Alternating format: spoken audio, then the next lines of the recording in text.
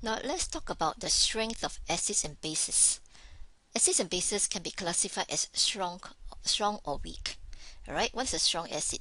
A strong acid is one that's fully dissociated in aqueous solution to produce hydrogen ions or protons. And a strong base is one that's again fully dissociated to produce hydroxide ions in solution. So the percentage of dissociation is 100 or very, very close to 100%. Of course, the type of arrow that we use to represent a strong acid dissociation or strong base dissociation would be a full complete arrow. Alright, okay.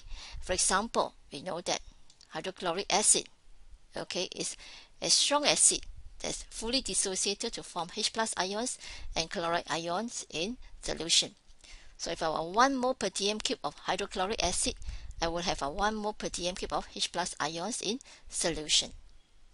Sodium hydroxide, a strong base, okay, so 1 mole per dm cube of sodium hydroxide will consist of 1 mole per dm cube of Na plus and 1 mole per dm cube of hydroxide ions in solution. Let's give you another example. Barium hydroxide is also considered a strong base. Now barium hydroxide is what we call a diprotic base. Every 1 mole barium hydroxide will produce 1 mole barium ions and 2 moles of hydroxide ions. Alright, okay, 2 moles of hydroxide ions. So this is called a diprotic base. Okay, a diprotic base. This is a monoprotic base.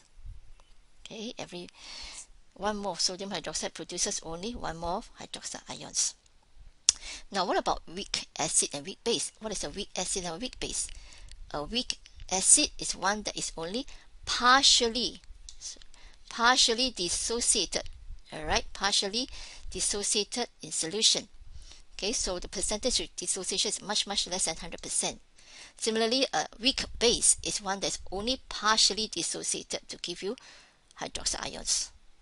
Again, of course, if it's partially dissociated, we will represent it in equation with a reversible arrow. Alright, reversible arrow. For example, okay, ethanoic acid. Ethanoic acid, which is an organic acid, is a weak acid. It is only partially dissociated to give you H plus ions and the ethanoic ions.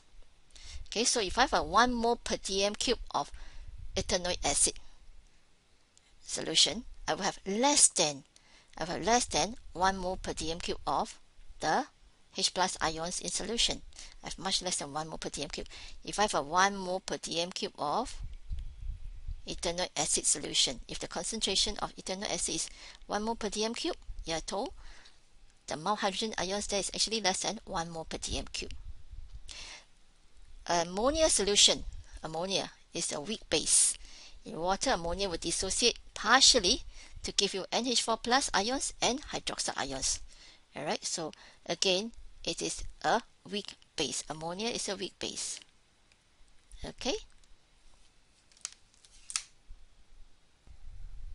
Now, how much is a weak acid or weak base dissociated?